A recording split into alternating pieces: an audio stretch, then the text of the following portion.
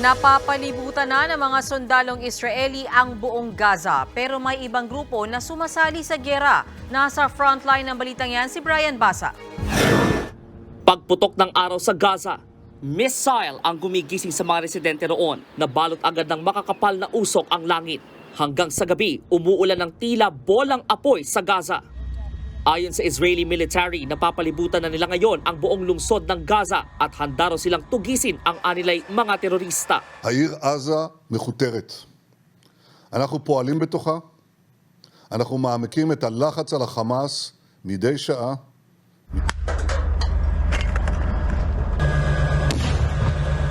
Naglabas din ng Israel ng video ng nasirang amusement park sa Gaza kung saan pinasabog nila ang mga tunnel na nilulusutan ng grupong Hamas. Kung sa Gaza, tila nako-corner na ang Hamas, dumaragdag sa gera ang grupong Hezbollah.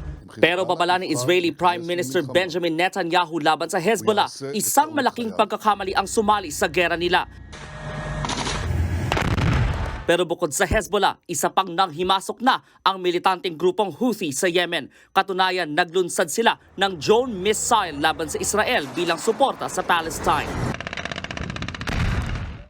Dahil naman sa tumitinding gera, nanawagan si US President Joe Biden sa Israel ng tigil putukan sa Gaza. Pero para sa Israel, walang mangyayaring ceasefire hanggat hindi pinakakawalan ang mga hostage. Babala naman ni European Commissioner for Crisis Management Yanis Lenarčič, posibleng mauwi sa ani ay apocalypse sa Gaza kung hindi magkakaroon ng tigil putukan. Sa ngayon, mahigit 10,000 na ang namatay sa Gaza, isang buwan mula nang magsimula ang bakbakan. Lampas 4,000 sa kanila, mga bata.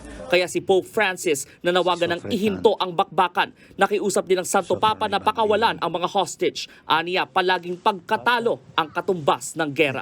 Nagbabalita mula sa Frontline, Brian Basa, News 5. Mga kapatid, may Los Baños po. Huwag magpahuli sa mga balita at impormasyong dapat ninyong malaman. Para sa mas malawak na balitaan at diskusyon, mag-follow at mag-subscribe sa social media pages ng News 5.